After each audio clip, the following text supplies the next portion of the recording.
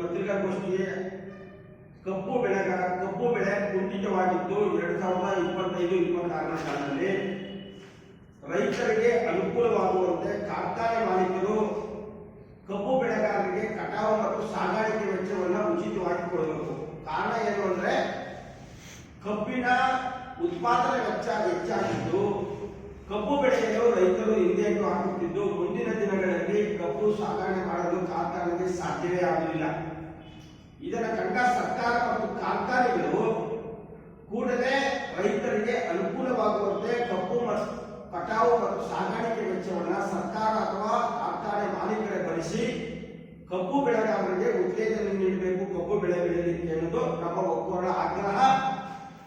ಮತ್ತು ಬಾಕಿ ಬರಬೇಕಾಗಿರೋದ್ರಿಂದ ಹೈಕೋರ್ಟ್ ಆದೇಶವಿದ್ದು 150 ರೂಪಾಯಿ ಬಾಕಿಯನ್ನ ರಾಜ್ಯದ ಎಲ್ಲ ಕಾರ್ಖಾನೆಗಳು ನೀಡಬೇಕು. 950 ಕೋಟಿ ರೂಪಾಯಿನ ರೈತರ ಕಬ್ಬು ಬೆಳೆದಂತ ಖಾತೆದಾರರಿಗೆ ಅವರ ಅಕೌಂಟ್ಗೆ ಜಮಾ ಮಾಡಬೇಕು ಅಂತ ನಾವು ಒತ್ತಾಯವನ್ನು ಮಾಡ್ತಾ ಇದ್ವಿ. ಇಲ್ಲವಾದರೆ ಮುಂದಿನ ದಿನದಲ್ಲಿ ಕಾರ್ಖಾನೆ ಮುಂದೆ ಉಗ್ರವಾದಂತಹ ಪ್ರತಿಭಟನೆಯನ್ನ ಮಾಡಲಿಕ್ಕೆ ಈ ಒಂದು ಪತ್ರಿಕಾಗೋಷ್ಠಿಯಲ್ಲಿ ನಿರ್ಣಯವನ್ನು ತಗೊಂಡಿದ್ದೀವಿ. ಎರಡನೇದಾಗಿ ರೈತರು ಜಮೀನಿಗೆ ಹೋಗುವ ರಸ್ತೆಗಳು ತುಂಬಾ ಹದಗೆಟ್ಟಿದ್ದು ಮಳೆಯಿಂದಾಗಿ ಕೂಡಲೇ ರಸ್ತೆಗಳನ್ನ ಪುನರ್ ಕಾಮಗಾರಿ ಮಾಡಿ ರೈತರು ಮತ್ತು ಜಾನುವಾರುಗಳು ಕೃಷಿ ಉತ್ಪನ್ನ ಸಾಗಣೆ ಮಾಡಲು ಅನುಕೂಲ ಮಾಡಿಕೊಡಬೇಕು ಅಂತೇಳಿ ಒತ್ತಾಯವನ್ನು ಮಾಡ್ತಾ ಇದ್ವಿ. ಹಾಗಾಗಿ ಈ ನಿಟ್ಟಿನಲ್ಲಿ ಜಿಲ್ಲಾಡಳಿತ ಮತ್ತು ತಾಲೂಕು ಆಡಳಿತ ಶೀಘ್ರ ಕಾಮಗಾರಿ ಕೈಗೊಳ್ಳಬೇಕು. ಮೂರನೇದಾಗಿ ರೈತರು ಬೆಳೆದ ಹೂವು ಹಣ್ಣು ತರಕಾರಿಗಳಿಗೆ ಬೆಂಬಲ ಬೆಲೆ ನೀಡಿ ರೈತರನ್ನು ಉತ್ತೇಜಿಸಬೇಕು. ಇಲ್ಲವಾದಲ್ಲಿ ರೈತರು ಹೂವು ಮತ್ತು ಹಣ್ಣು ತರಕಾರಿ ಬೆಳೆಯುವುದನ್ನು ಕೈಬಿಡಬೇಕಾಗುತ್ತದೆ ಎಂದು ರಾಜ್ಯ ಮತ್ತು ಕೇಂದ್ರ ಸರ್ಕಾರಕ್ಕೆ ಒತ್ತಾಯವನ್ನು ಮಾಡ್ತಾ ಇದ್ದೀವಿ.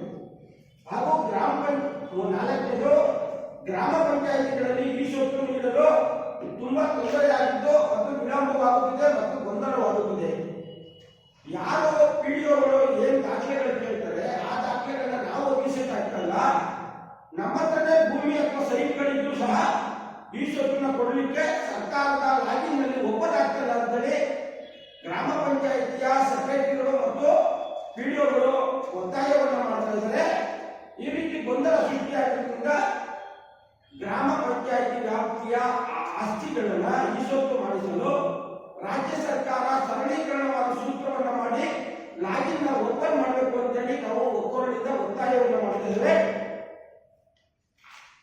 ಮತ್ತು ಈ ಎಲ್ಲ ಮೇಲ್ಕಂಡ ಬೇಡಿಕೆಗಳನ್ನ ಕೂಡಲೇ ರಾಜ್ಯ ಸರ್ಕಾರ ಈಡೇರಿಸಲಿದೆ. ಮುಂದೆ ಬರುವ ದಸರಾ ಸಮಯದಲ್ಲಿ ಜಿಲ್ಲಾ ಉಸ್ತುವಾರಿಗಳ ಮಂತ್ರಿ ಮತ್ತು ಜಿಲ್ಲಾ ಆಡಳಿತದ ಮುಂದೆ ಉಗ್ರವಾದಂತಹ ಪ್ರತಿಭಟನೆ ಮಾಡಬೇಕಾಗ್ತದೆ ರಾಜ್ಯ ಸರ್ಕಾರದ ವಿರುದ್ಧ ಅಂತೇಳಿ ಒಕ್ಕೂಟದ ಆಗ್ರಹವನ್ನು ಮಾಡ್ತಾ ಇದ್ದೇವೆ. ಇದು ದಸರಾದ ಶುಭ ಸುದ್ದಿಯನ್ನು ಕೊಡಬೇಕು. ವಿಜಯದಶಮಿಯ ಸಂದರ್ಭದಲ್ಲಿ ನಮ್ಮ ಎಲ್ಲ ಬೇಡಿಕೆಗಳನ್ನ ಈಡೇರಿಸಿ ರಾಜ್ಯ ಸರ್ಕಾರ ಮೈಸೂರು ಪ್ರಾಂತ್ಯದ ಜೊತೆಗೆ ನಾಡಿನ ನಾಡಿನ ದೇವತೆಯಾದಂತಹ ಶ್ರೀ ಚಾಮುಂಡೇಶ್ವರಿ ಹೆಸರಿನಲ್ಲಿ ಈ ಮೇಲ್ಕಂಡ ಎಲ್ಲ ಬೇಡಿಕೆಗಳನ್ನ ಈಡೇರಿಸಬೇಕು. ಆ ಈಡೇರಿಸಿದ ನಂತರ ವಿಜಯದಶಮಿಯನ್ನು ಆಚರಣೆ ಮಾಡಲಿಕ್ಕೆ ಅವಕಾಶ ಮಾಡಿಕೊಡ್ತೀವಿ. ಇಲ್ಲ ಅಂದ್ರೆ ಮುಂದಿನ ದಿನದಲ್ಲಿ ಮೈಸೂರು ಪ್ರಾಂತ್ಯಕ್ಕೆ ಬರುವಂತಹ ಮಂತ್ರಿಗಳಿಗೆ ಕಪ್ಪು ಬಾವುಟವನ್ನು ಪ್ರದರ್ಶನ ಮಾಡಿ ಎಚ್ಚರಿಕೆಯನ್ನು ಕೊಡಬೇಕಾಗ್ತದೆ ಅಂತ ನಾನು ಎಚ್ಚರಿಸ್ತೇನೆ.